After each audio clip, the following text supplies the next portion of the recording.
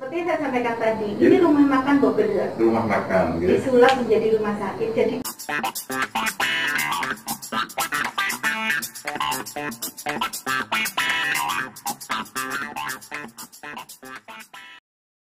Assalamualaikum warahmatullahi wabarakatuh. Halo sahabat Sakinah, kita berjumpa di channel Sakinah Menyapa.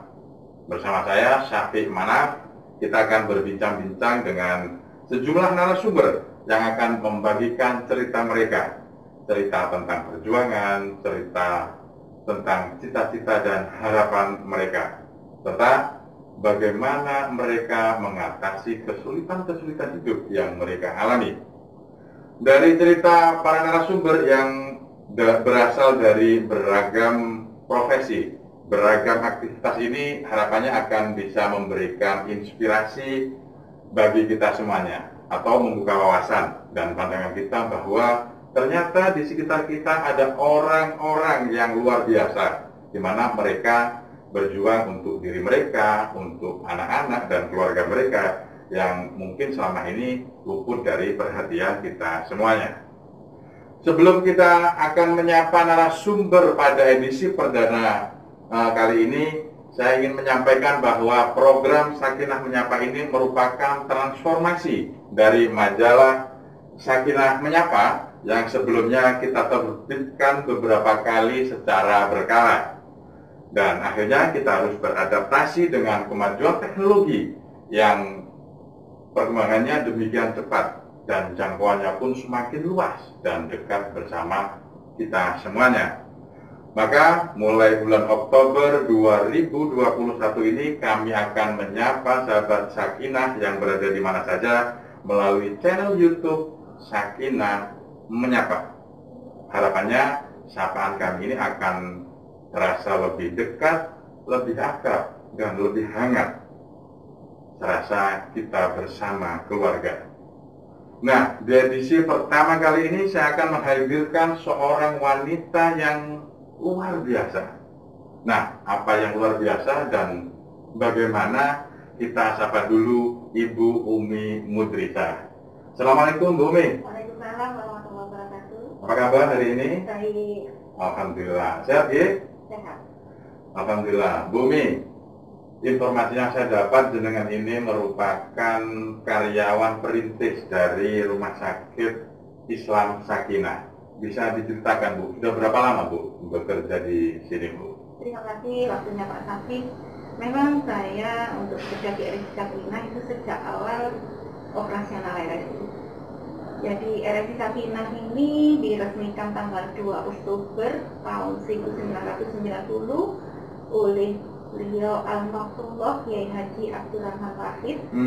Di saat itu juga dilaksanakan peletakan batu pertama pembangunan kamar operasi. Saya salah satu dari 25 karyawan yang awal rekrutmen pendirian Sakinah. Alhamdulillah, berarti sudah 31 tahun di sama lah dengan umurnya Rumah Sakit Islam Sakinah. Itu gimana Bu ceritanya kok akhirnya tahu dan melamar di Rumah Sakit Islam Sakinah? Padahal kan waktu itu rumah sakitnya masih baru kan Bu?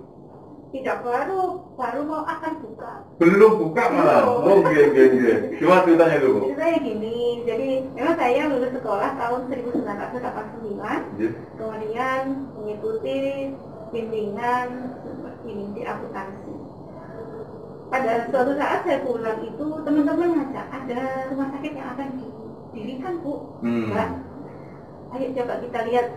Saya ingin tahu seperti apa. Ternyata kita datang ke sini, lu kok rumah makan Bobber. Ini katanya rumah sakit, kita cari ini. Ternyata ada salah satu banner ya kalau sekarang itu pengumuman bahwa akan dioperasionalkan Rumah Sakit Islam Sakinah Mojokerto. Dan saat ini akan dilangsungkan proses rekrutmen calon karyawan. Nah, saya dan teman-teman coba ikut melamar. Alhamdulillah, beberapa waktu kemudian kami mendapatkan panggilan tes tulis. Karena saat itu kan tidak seperti sekarang, medianya luar biasa. Nah, jadi kita itu dapat surat undangan diantar kurir. Oh gitu Bu ya? Iya. Masih jadul banget memang. Jadi ada petugas yang nganterin. Terus kita ikut tes, baru saya tahu di hari tes itu kalau pesertanya banyak. Berapa Bu waktu itu total Bu? Kalau yang barengan saya mungkin ya 500 sampai 700 orang. Tapi ternyata saya benar-benar ada 2 sesi. Ada sesi pertama, ada sesi berikutnya. Itu hanya tes tulis. Gitu. Nah, saat itu kami itu melamar itu nggak tahu. Saya itu melamar bagian apa nggak tahu. Pokoknya saya hanya melamar menjadi salah satu calon karyawan. Oh, nggak ada spesifik, bukan ini. Baru saat tes tulis itu panitia mengumumkan. Ini pilihannya. Jadi di situ pilihannya ada administrasi, ada pekarya, sama pesuruh. Pekarya itu apa?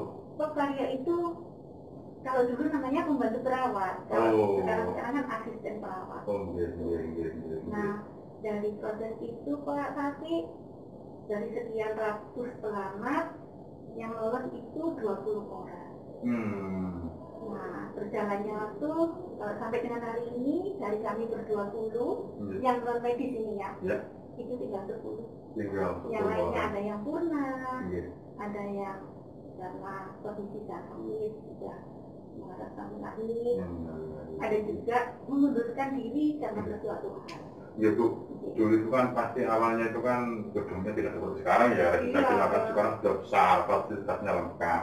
Kalau dulu itu seberapa Bu gedung yang awal itu Bu? Awal, seperti yang saya sampaikan tadi, ini rumah makan Boberda. Rumah makan, disulap menjadi rumah sakit. Jadi kami ini tanggal 2 diresmikan. Kami itu ada istilahnya pembekalan Pak. Mulai September itu kami pembekalan. Jadi rumah makan itu sama panitia disekat-sekat pakai triplek. Nah, yang dulu kalau sekarang ada rumah makan itu VIP room, itu dijadiin ruang IGD.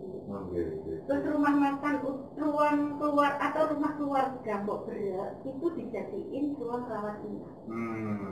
Ruang masak, yang ruang masak bersih itu dijadiin rencana laborat. Terus ruang administrasi rumah makan dijadiin depo obat.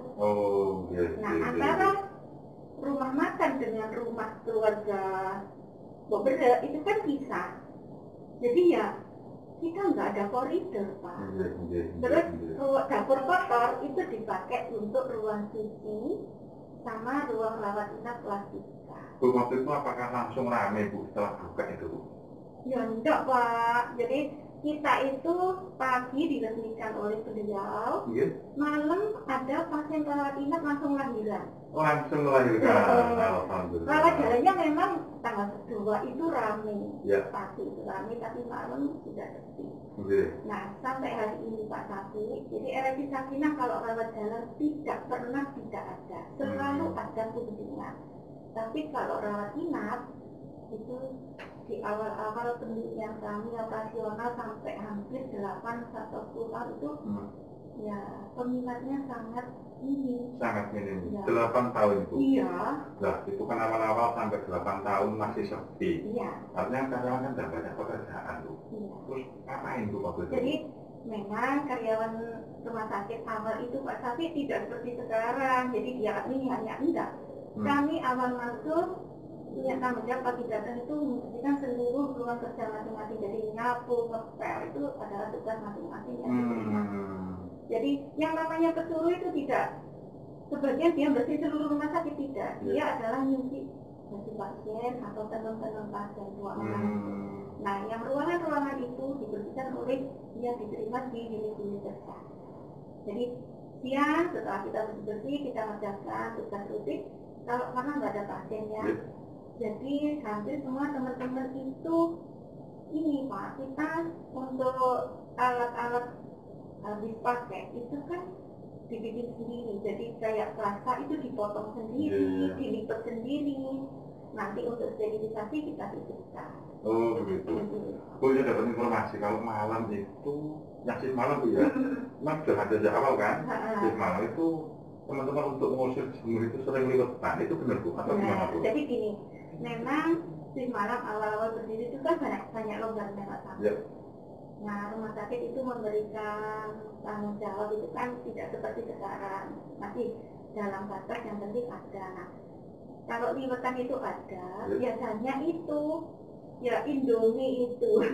Jadi Indomie karena Mie instan, gitu. ya mie instan itu, jadi itu dimasak, nanti dimakan bareng-bareng sama yang di Malang.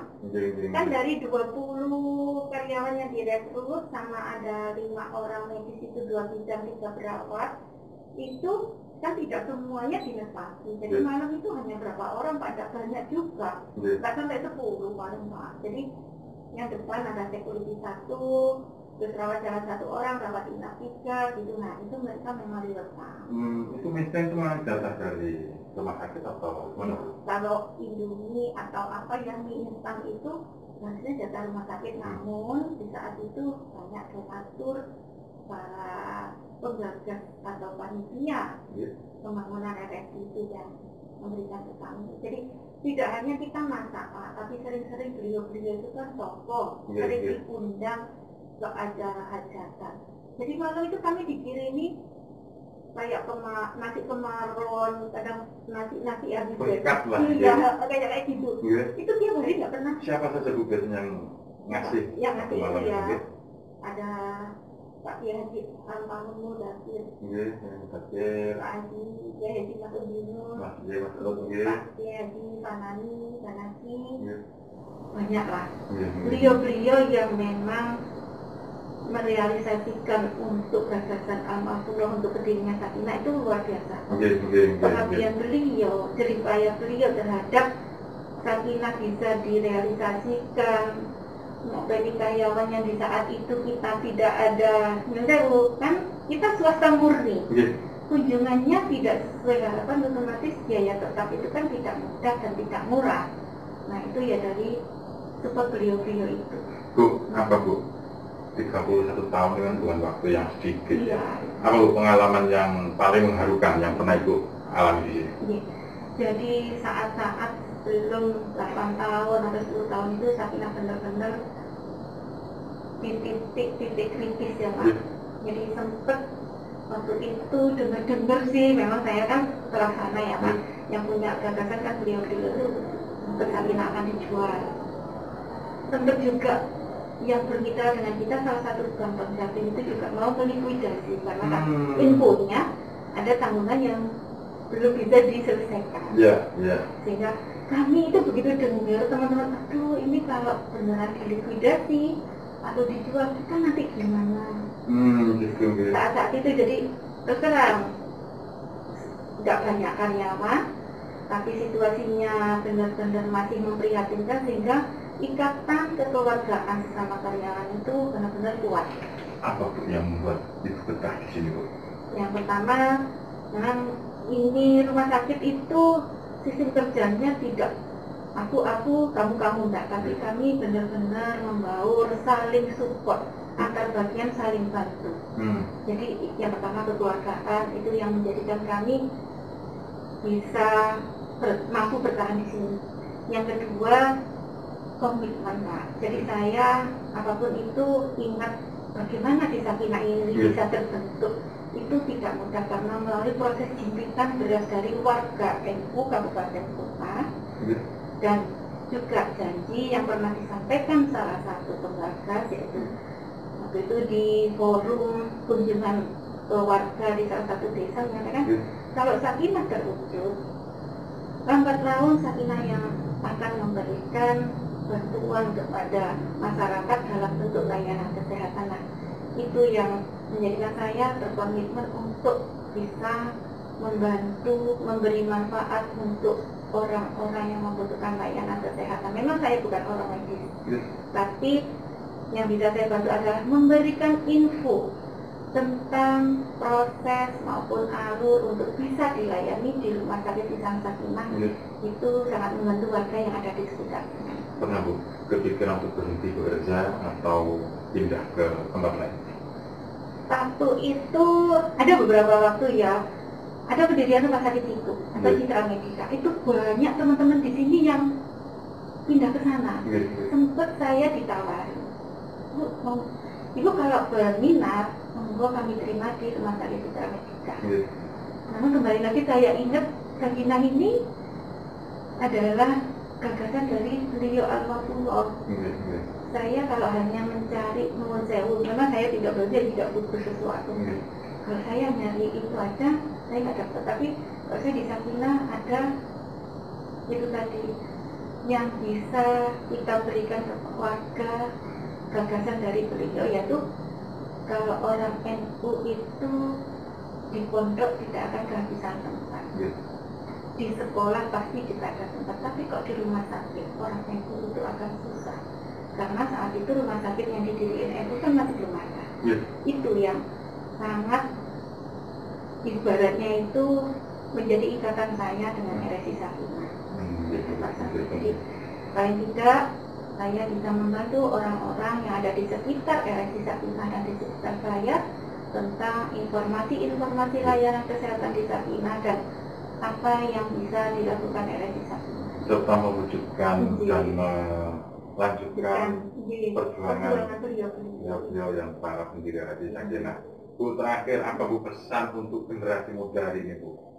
Generasi muda harus lebih tangguh. Karena apa? Kalau dulu Bu Umi dan rekan-rekan Bu Umi awal-awal pendirian itu kita berupaya untuk dipercaya masyarakat. Tapi untuk generasi yang akan datang itu mereka harus mampu mempertahankan kepercayaan masyarakat atas layanan Sakinah, dan itu tidak mudah. Karena butuh perjuangan dan ketangguhan serta komitmen dari para generasi muda. Nah, ini juga tantangan bagi kami berharap anak-anak muda yang ada di RSI Sakinah bisa melanjutkan perjuangan beliau-beliau dan bisa mewujudkan tujuan utama, yaitu memberikan layanan kesehatan yang paripurna di RSI Sakinah. Baik, terima kasih Bu Umi, cerita dan pengalamannya luar biasa. Semoga ini bisa menginspirasi bagaimana kita tetap bisa istiqomah, tetap berjuang dalam satu perusahaan dan berkembang bersamanya. Saya sebenarnya sudah masih ingin ngobrol-ngobrol lebih panjang ini, tapi karena keterbatasan waktu kita harus akhiri bincang-bincang kali ini Bu G. Baik, sahabat Sakinah, kita akan bertemu lagi dalam kesempatan selanjutnya bersama saya Syafiq Manaf, tetap di channel Sakinah Menyapa. Wassalamualaikum warahmatullahi wabarakatuh.